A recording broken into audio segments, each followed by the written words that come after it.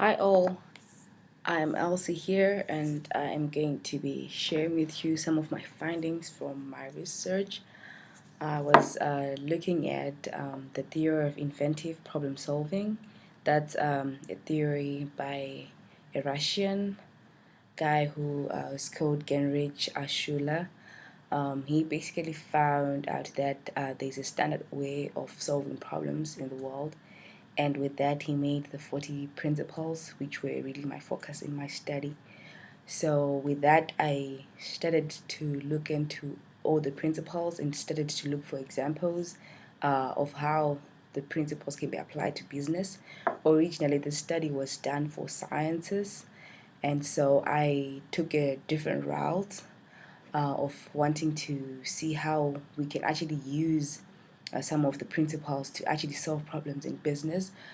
As of today, many companies, including Apple, Samsung, Intel, have been using these 40 principles to solve problems in their companies, and they've been very successful at this.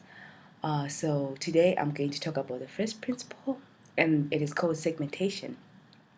So segmentation is basically just breaking down different components of something in order to achieve the same result.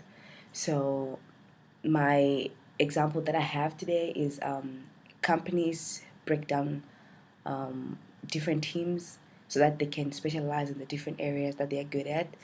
So this makes the company more productive because you know that there's marketers, you know that there's people that are doing the technical stuff, you know that there's people that are just managing the overall stuff.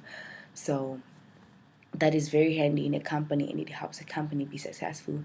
Another good example is how the balance sheet has been divided up into different segments, namely the quarters. So there's 4 quarters in a year, and that's how businesses have been able to at least break down their information, their medical accounting information. So this is good for customers because they can at least try and understand the figures that the company has, and it's also good for the company itself because the company needs to know its progress. They need to know how they are performing in different seasons. So it's good for them to at least look at their figures, and it helps them other than just looking at a whole year. That'll be probably more difficult to at least evaluate how the company is performing and such. So that's it for today. Tune in again. I'll be having more of the principles explained and giving more examples as applied to business, of the Triz principle as applied to business. Bye bye.